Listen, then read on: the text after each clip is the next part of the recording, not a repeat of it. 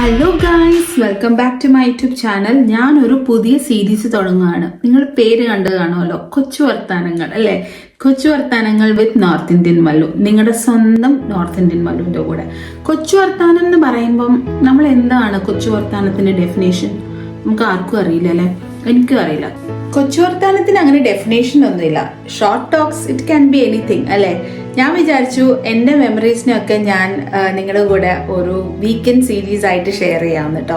നിങ്ങൾക്ക് അതിൻ്റെ കൂടെ റിലേറ്റ് ചെയ്യാൻ പറ്റുന്നുണ്ടെങ്കിൽ കമൻറ്റ് ചെയ്യണം കേട്ടോ. കമ്മ്യൂണിറ്റി പോസ്റ്റിൽ കമൻറ്റ് ചെയ്താൽ മതി. നിങ്ങളുടെ ക്വസ്റ്റ്യൻസ് ഒക്കെ ഉണ്ടെങ്കിൽ ഞാൻ അതിൽ നിന്ന് എടുത്തിട്ട് അടുത്ത എപ്പിസോഡ് ഞാൻ നിങ്ങളുടെ കൂടെ ഷെയർ ചെയ്യുമ്പം അതിനകത്ത് ഇടാൻ നോക്കാം കേട്ടോ. പിന്നെ ഞാൻ എൻ്റെ കുഞ്ഞിലെ like if I start from A very early age, like എനിക്ക് ഓർമ്മ ഉള്ള കാലങ്ങളിൽ ഇപ്പം ഞാൻ പോവുകയാണെങ്കിൽ ഞാൻ എൻ്റെ പഴയ വീഡിയോസിലൊക്കെ പറഞ്ഞിട്ടുണ്ട്, ഞാൻ ജനിച്ചതും വളർന്നതും ഒക്കെ നോർത്ത് ഇന്ത്യയിലാണ്, ഡൽഹിയിലാണ്. അച്ഛനും അമ്മയ്ക്കൊക്കെ അവിടെ ആയിരുന്നു ജോലി. ഒബ്വിയസ്ലി അപ്പം സ്കൂളിങ്ങും കോളേജും ഒക്കെ എൻ്റെ അവിടെ തന്നെ ആയിരുന്നു. അന്നൊക്കെ നമ്മൾ എത്ര ബിന്ദാസ് ആയിരുന്നെന്ന് അറിയോ? ലൈക്ക് ഒരു ടെൻഷനും ഇല്ലായിരുന്നു. ലൈക്ക് ഫുൾ ഫ്രീ പറന്ന് നടക്കുന്ന ഒരു കാലഘട്ടം ഉണ്ടായിരുന്നു.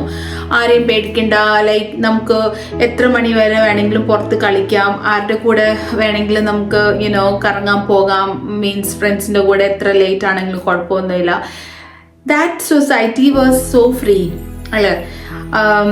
അന്നൊക്കെ നമുക്ക് ഒന്നും ഒരു ടെൻഷൻ ഇല്ലാത്തൊരു കാലഘട്ടമായിരുന്നു. നമ്മൾ ഒബ്വിയസ്ലി നമ്മുടെ പേരൻസ് ഭയങ്കര പ്രൊട്ടക്റ്റീവ് ആയിരുന്നു. എന്നാലും ലൈക്ക് ഇപ്പം നമ്മുടെ കുട്ടികളെയൊക്കെ ഒരു പനി വന്നു കഴിഞ്ഞാൽ പോലും നമുക്ക് എത്ര ടെൻഷനാണല്ലേ? നമ്മൾ തിളപ്പിച്ചാറിയ വെള്ളമേ കൊടുക്കുള്ളൂ. പുറത്തൊക്കെ പോയി കഴിഞ്ഞാൽ ബിസ്ലറി ബോട്ടിലേ മേടിച്ച് കൊടുക്കത്തുള്ളൂ. പിന്നെ തല നനയ്ക്കാതെ നോക്കും.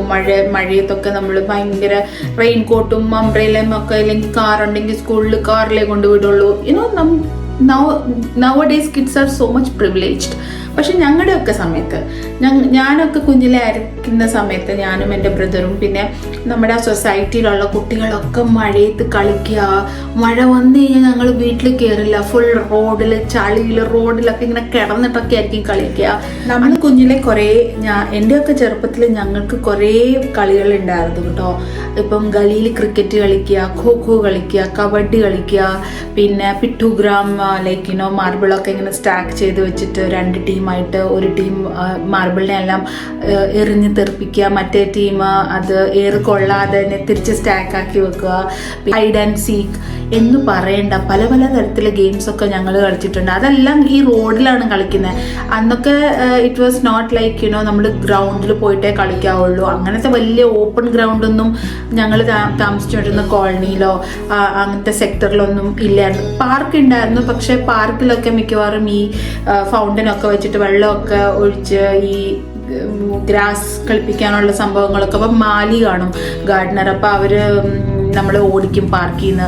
അപ്പോൾ പിന്നെ പാർക്കിൽ പോയി കിടന്ന് കളിച്ച് അടിച്ച് ഇതാവണ്ട. അപ്പം നമ്മൾ റോഡിൽ തന്നെ, നമ്മുടെ വീടിൻ്റെ മുന്നേ ഇങ്ങനെ ഒരു റോഡിൻ്റെ രണ്ട് സൈഡിലും ഇങ്ങനെ വീടുകൾ, അപ്പാർട്ട്മെൻറ്റ്സ് മാതിരി. ഇപ്പോഴത്തെ അപ്പാർട്ട്മെൻറ്റ്സ് മാതിരി വലിയ ലോങ് ടോൾ അപ്പാർട്ട്മെൻ്റ് അല്ല കേട്ടോ. നമ്മളൊക്കെ ഹൗസിംഗ് ബോർഡ് കോളനിയിലാണ്.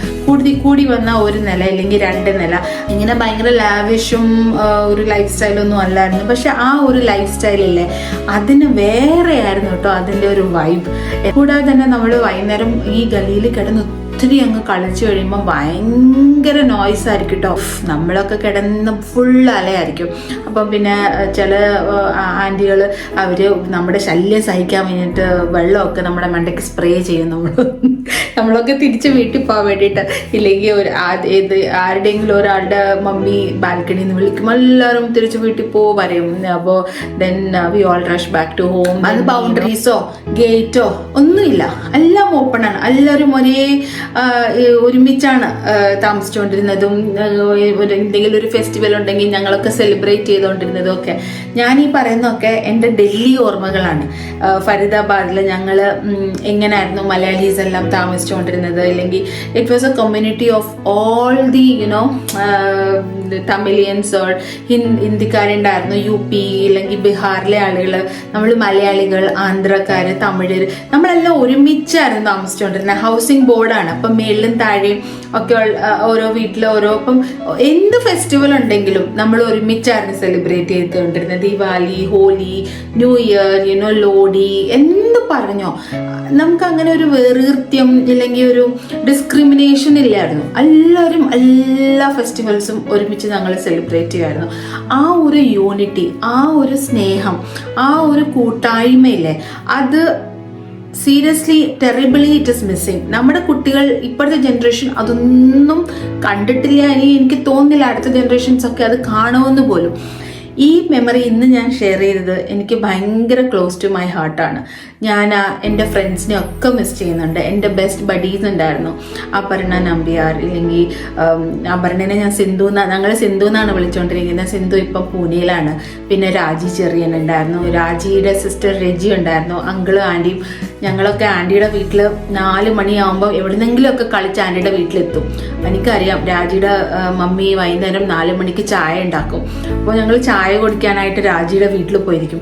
എൻ്റെ പേരൻസ് രണ്ടും വർക്കിംഗ് ആയിരുന്നു. അപ്പം അച്ഛനും അമ്മയൊക്കെ വൈകിട്ട് 5 മണി 6 മണി ഒരു 6:30 ഒക്കെ ആവാതെ അവരെത്തില്ല. അപ്പം ഞങ്ങൾ സ്കൂളിൽ നിന്ന് വന്നതിന് ശേഷം എല്ലാ കുട്ടികളും ആ ഗലി എന്ന് പറഞ്ഞാൽ ആ ഹൗസിംഗ് ബോർഡ് കോളനിയിലെ ആ ഏരിയയിലെ എല്ലാ കുട്ടികളും നമ്മളൊക്കെ ഓൾമോസ്റ്റ് ഒരേ ഏജ് ആയിരുന്നു കേട്ടോ. ഞങ്ങളെല്ലാം വൈകുന്നേരം ആകുമ്പം ആരുടെയെങ്കിലും വീടിൻ്റെ ആ റോഡിൽ കിടന്ന് കളിയാണ്. അപ്പം 4 മണിയാകുമ്പോൾ ഞങ്ങൾക്കറിയാം ആൻറ്റി ചായ വെക്കുന്ന തങ്കമ്മ ആൻറ്റി എന്നാണ് പേര് ആൻറ്റിയുടെ. ആൻറ്റി വീഡിയോ കാണുന്നുണ്ടെങ്കിൽ താങ്ക് യു ആൻറ്റി. ഇപ്പോഴും ആൻറ്റിയുടെ ചായയുടെ ആ ടേസ്റ്റ് വായലുണ്ട് കേട്ടോ. അപ്പം 4 മണിയാകുമ്പോൾ ഞങ്ങൾ ആൻറ്റിയുടെ വീടിൻ്റെ മുന്നിലെത്തും. നമുക്കറിയാം ആൻറ്റി ആ സമയത്ത് ചായ ഉണ്ടാക്കും. And she makes it for all of us.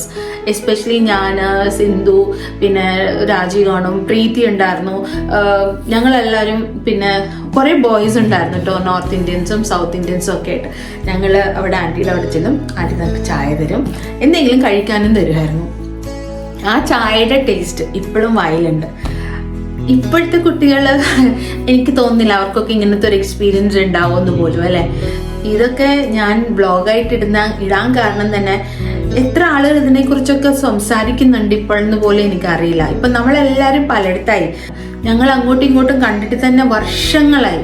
എനിക്ക് തോന്നുന്നു ഒരു 10-20 വർഷത്തിൽ കൂടുതലായി.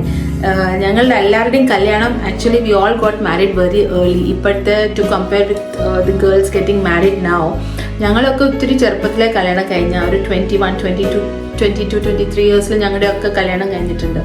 അപ്പോൾ ഓരോരുത്തരുടെ ഞങ്ങളുടെ എല്ലാവരുടെയും കല്യാണം ഓരോ 6 മാസത്തിൻ്റെ ഗ്യാപ്പിലായിരുന്നു, ഒരു 6 months ഗ്യാപ്പിലായിരുന്നു. അപ്പോൾ ഓരോരുത്തർ കല്യാണം കഴിഞ്ഞ് ഇങ്ങനെ പോകാൻ നേരത്ത് I was a last one to get married. No I think Preeti was a last one to get married. അപ്പോൾ ഓരോരുത്തർ കല്യാണം കഴിഞ്ഞ് ഓരോ സ്ഥലത്തോട്ട് പോകുമ്പം നമുക്ക് ഭയങ്കര വിഷമമായിരുന്നു. ഇനി നമ്മൾ എപ്പോഴാണ് ഇനിയും കാണാൻ പറ്റുക? അത് ആക്ച്വലി ഫാക്റ്റായി. നമുക്കിപ്പോഴും വാട്സപ്പ് ഗ്രൂപ്പ് ഉണ്ട്. We all chat with each other, we wish each other on special occasions. But the bonding that we all had decades ago, it's just vanished. അവരെയൊക്കെ കാണാൻ കൊതിയാണ്. എപ്പോഴാണ് കാണാൻ പറ്റുന്നതെന്ന് എനിക്കറിയില്ല. പക്ഷെ ഞങ്ങൾ മീറ്റ് ചെയ്യണമെന്നുണ്ട്. എപ്പോഴെങ്കിലും നമ്മൾ പ്ലാൻ ചെയ്യും, അല്ലേ? ആ ഒരു കാലം എന്ന് പറയുന്നത് എനിക്കൊക്കെ ഭയങ്കര ഒരു എൻ്റെ കുട്ടികൾക്ക് ഞാൻ എപ്പോഴും പറഞ്ഞു കൊടുക്കും, നിങ്ങൾ ആ കാലം കണ്ടിട്ടില്ല. ഞങ്ങൾ ഈ 80s ഉണ്ടായ ജനറേഷനില്ലേ, നമ്മളെല്ലാം കണ്ടിട്ടുണ്ട്. അത് it could be new technology or internet ഒക്കെ അന്ന് വരുന്നതും, ഫോണും കാഫേയിൽ പോയിട്ടിരുന്നിട്ട് നമ്മൾ ചാറ്റിങ് ചെയ്യുന്നതും, പിന്നെ പുതിയ ഡ്രസ്, ട്യൂണിക്കും അങ്ങനത്തെ കാര്യങ്ങളൊക്കെ ഇറങ്ങുന്ന ഒരു സമയമായിരുന്നു. It was so nice, so good. പക്ഷേ ലൈക്ക് ആ ഒരു കാലഘട്ടം ഇപ്പം നമുക്ക് തിരിച്ചു പോകണം. ടൈം മെഷീനൊക്കെ ഉണ്ടായിരുന്നെങ്കിൽ തിരിച്ചു പോയിട്ട് നമുക്ക് നമ്മുടെ ഇപ്പോഴത്തെ ജനറേഷൻ അതൊക്കെ കാണിച്ചു കൊടുക്കാമായിരുന്നു.